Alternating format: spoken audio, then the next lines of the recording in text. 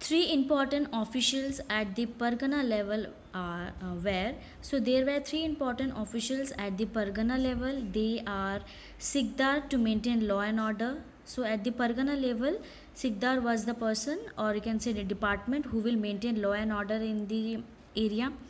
Amin to collect revenue. He was the person, or this department was the was a department where taxes were collected.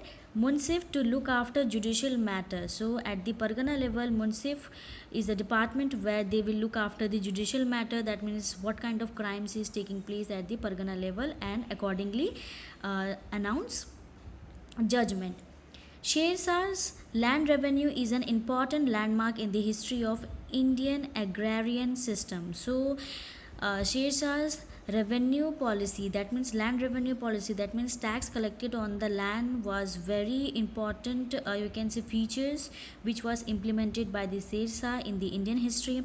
After a survey of the lands under the supervision of Ahmad Khan, according to a uniform system, Sher Shah settled the land revenue directly with the tillers of the soil and fixed the state demand at one third of the gross produce payable either in cash or kind, depending on the productivity of the land and crops. So what was the land revenue system during the Sher Shah's reign?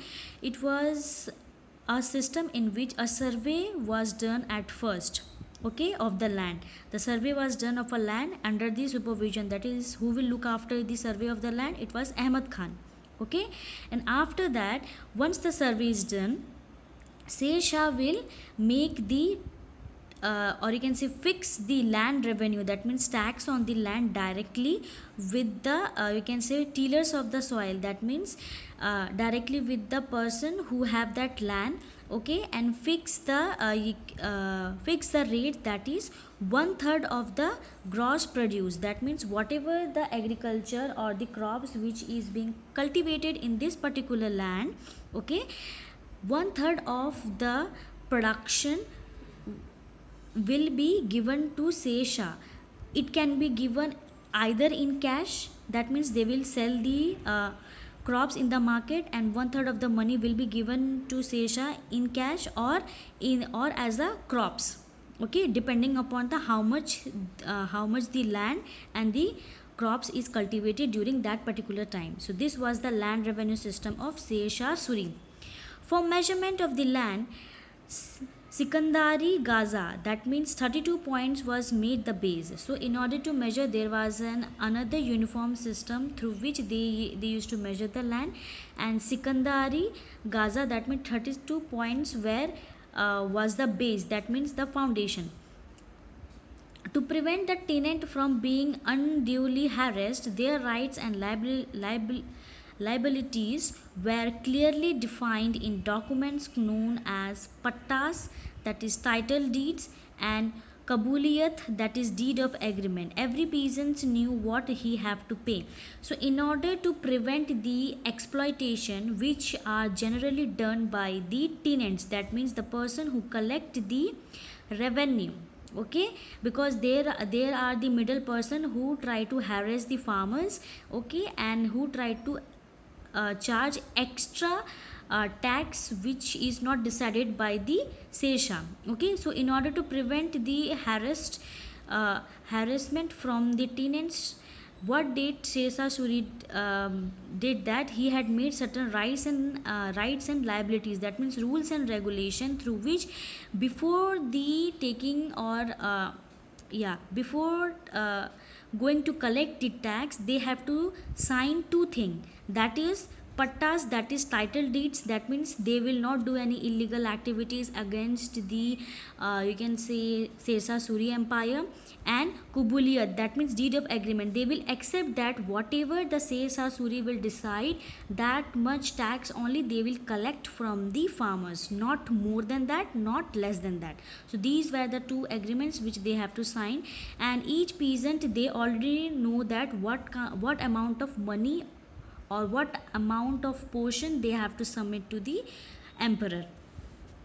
Sher Shah's Sher Shah abolished the system of landlord and middleman in his revenue administration. So he had already abolished the system of landlord, or you can say the middleman who used to collect the who used to collect the tax from the farmers, so that there will be no you can say harassment done by the landlords and middlemen. His revenue management is compared with the modern royalty system. So his revenue system is compared with the modern royalty system which was implemented during the British rule in India. Todamal contributed greatly to the development of the revenue policy of Sher Shah. So Todamal is a person and he played an important role for the you can say especially the to make development in the revenue policy of Sher Shah. During the rule of Sher Shah, peasant had also to pay jaribana, survey charge, and muhasilana, that is tax collection charge. So during the Sher Shah reign, these two taxes were also collected, okay, and the peasants have to pay it. The rate of these charges were 2.5% and 5% respectively.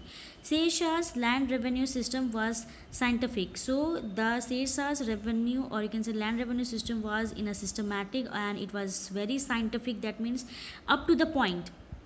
Keeping this in mind, Akbar also adopted the same revenue policy, albeit with some amendments. So just like the Sher Shah's land revenue system, Akbar also in the upcoming you can say in the upcoming of this chapter we will learn that Akbar has also adopted the same policy, but he had modified some points or some rules and regulation according to his requirement. Keen on increasing the efficiency of his army, Sher Shah personally supervised the recruitment of the soldiers and paid them that directly. So in order to see the efficiency of his army, that means to see the what are the capability of his army, Sher Shah used to supervise them personally, okay, and if he is happy with any soldier, he used to recruit him. That means to give him the higher post, and even the salary was paid directly by Sher Shah to his army. He revived Alauddin Khilji's system of branding the horses dag and keeping a descriptive role of soldiers chira.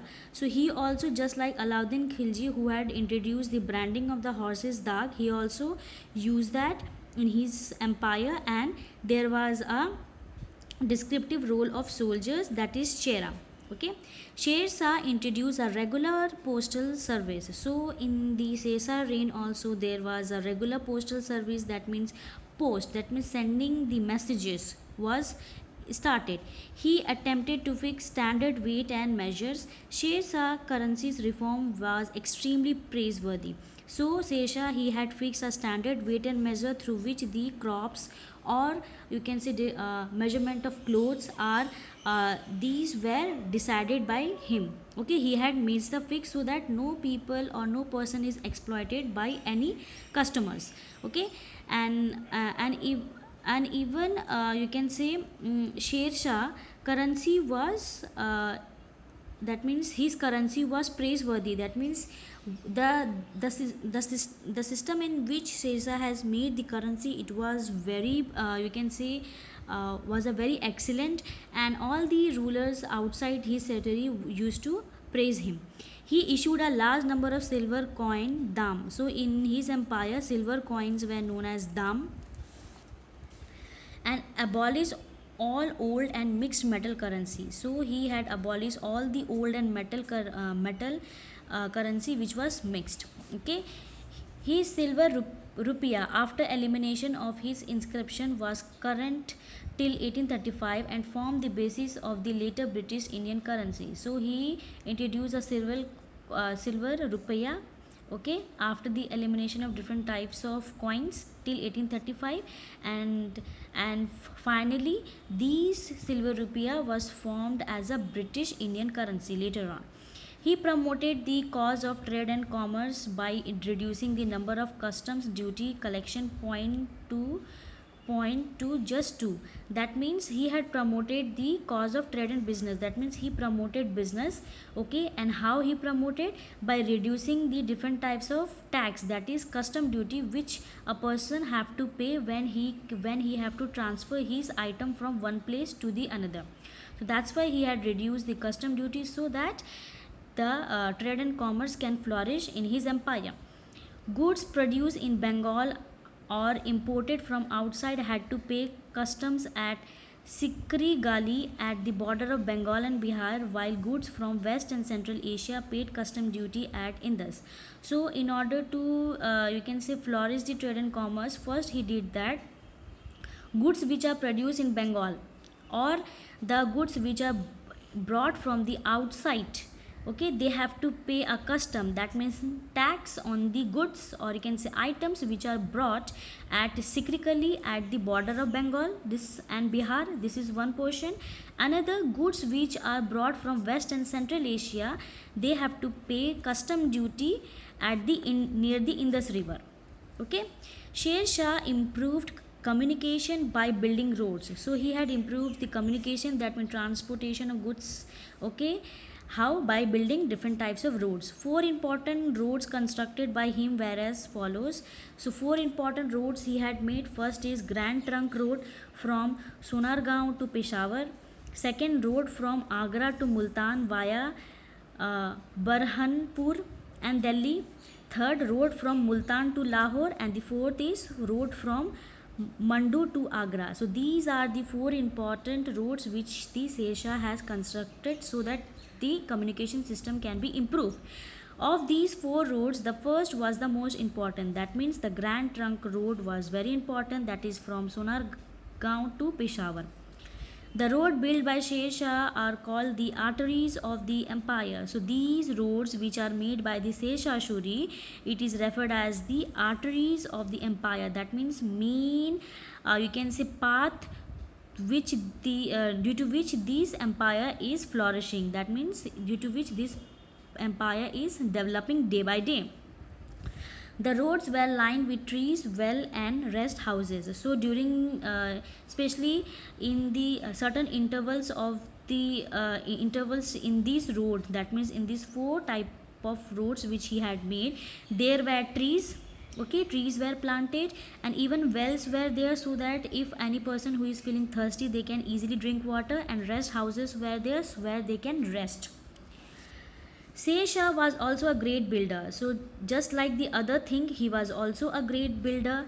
The stately mausoleum which he built for himself at Sasaram is one of the finest in India. So he had made his tomb in the Sasaram, and it is one of the finest architecture in India. It is considered as a culmination of Sultanate architecture and a starting point of Mughal architecture that developed later. So the these fort which he had made in this you can say tomb which he had made in the Sasaram, it is a mixture of Delhi Sultanate architecture and the starting point of Mughal architecture. The old fort, that is Purana Kila in Delhi, is another important architectural creation that belonged to the period of Sher Shah. So not only the Sasaram tomb which he had made, but he had made other palaces or other buildings also. That is the old fort which is known as Purani Kila in Delhi. It is another architectural which the Sher Shah had made during his empire, but the Afghan resurgence were short-lived. But the period of Sher Shah, which belongs to the Afghan family or Afghan category, it was only for short lived. Okay, in the next video we will see what was the situation, why there was an end of Sher Shah Suri, and how he lost his battle, and who was the person who again reintroduced the Mughal Empire in Indian subcontinent.